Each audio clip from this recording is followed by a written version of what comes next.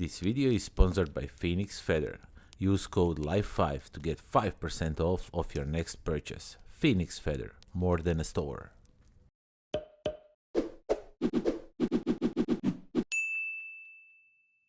What's up everybody, welcome to the Life of a Board Gamer. My name is Daniel and today we are going to check out Quest for El Dorado, Dragons, Treasures and Mysteries. That's a mouthful.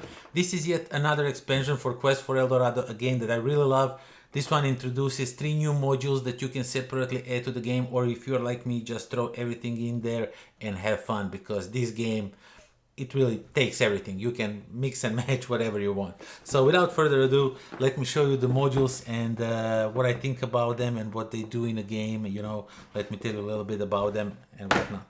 So first of all, you are greeted with the rules, and the rules are pretty simple to understand. There's 3 different modules. Each module explanation takes about 2 pages, so really easy to add them to the base game. So currently they're just jumbled up like this, but I will put them in the main box. You get all of these cards in different languages. I haven't opened them because I have no use of them, so if you want them I can send them to you probably.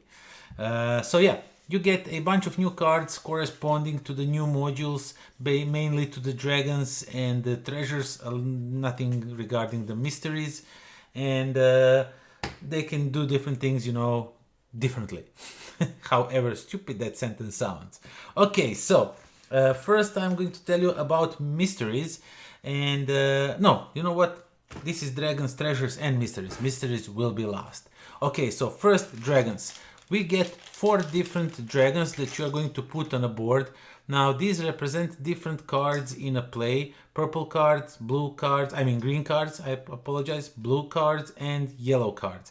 Unfortunately, I dislike the colors because these 2 are very similar. These 2 either can be green or blue.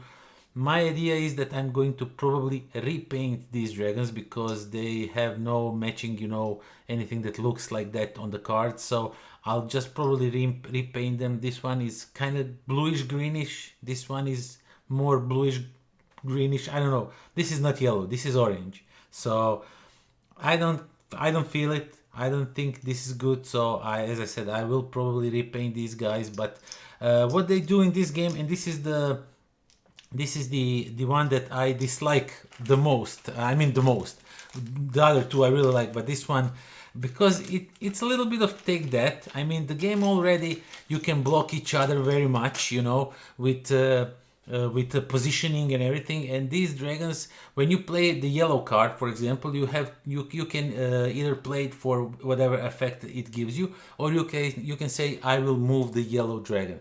And if you move the yellow dragon, move it on a yellow space, you get to move it again. If you move it on a green space, then he stays there. But the thing is, everything around the dragon, all the 6 spaces around the dragon are now blocked. You can't move through them. You have to immediately stop if you want to move through them, and your turn ends, stuff like that. You can't move any further. You can like buy and all that things, but that's all. So it can be fun. I'm not saying it's not fun, but this is something that I will most often not use because, you know, sometimes somebody is new to the table. I'm trying to introduce them to Quest for El Dorado, and the game, as I said, itself is already a little bit punishing when you can like position yourself to block others from moving because you're constantly near each other.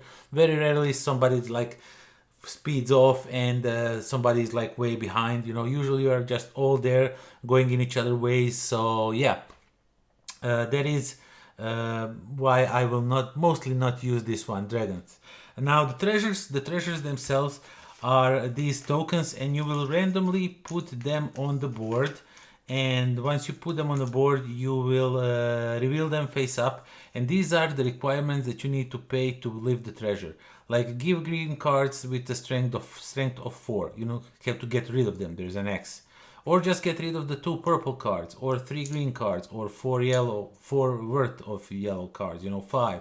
Or just 4 any cards you want from your hand. You can just give them out and lift the treasure.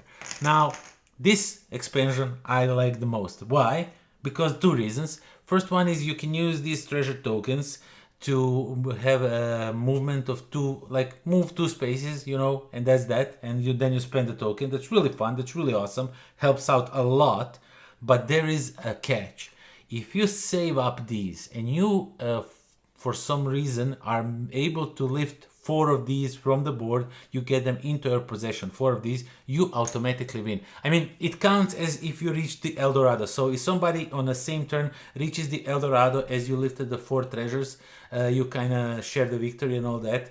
And but you can, there is now a different way to win in the game, and that's something I really like. Usually it was like straightforward, okay, we are racing to El Dorado, that's that, you know. But now you can race to lift the treasures, maybe just buy any cards you can, just because you know what the treasures you need to, like what you need to have to lift them, and just probably try and go for that. I mean, players will see that, they will stop you, they will lift some treasures. So winning like this is really hard. Reaching the El Dorado is still a viable option, but this gives you something extra, and that's something that I really like. And that's my favorite from this expansion. The third one, Mysteries, pretty simple. You will just put this on a board anywhere you see fit. On each board you will have one, and you can go over it, but once you finish your movement somewhere around it, you will flip it, and now you can move over it. Now, how do you position it is by this owl over here. It needs to be next to your meeple, and then you can just position that however it was. Like if it was like this, then you will just flip it like this and rotate it until the owl is next to your meeple. And that's how it's going to be set up, and then you can move over it, and that's that. So yeah, there's all kinds of different combinations over here. So you can find mountains, you know, discarding cards, or just completely removing them from the game, you know, just the usual stuff. And of course, you get a bunch of tokens for the cave expansion that you can use if you are using any of these expansions. I just jumble them all in and throw them all in the game. If I'm not playing with something, maybe the dragons, I will just, when you reveal them, and if it's a dragon, I will just take one from the box and, you know, give it that, stuff like that. But yeah, that's Dragon's Treasures and Mysteries. 3 really cool add-ons to the base game. One of them I absolutely adore. Mysteries, it's really fun, works really well. Dragons, as I said, is a little bit of more take that. So if you are familiar with the game, if you are the crew of people that really know the game inside out, and you want to have some more take that in a game, Dragons is a perfect extension to the base game. But if you are trying to teach this game to new people, I would avoid dragons because they can be really punishing. You know, you can really manipulate them around and do nasty stuff.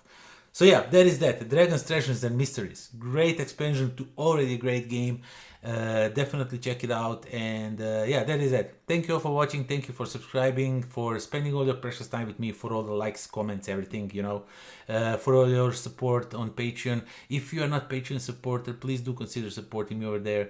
It will help this channel grow a lot more, because, you know, everything I earn over there, I just pour back into the channel. Better content, better quality, better giveaways, better everything, you know.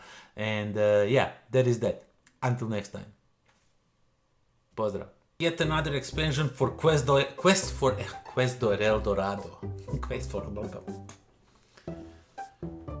box, and what all of these components do.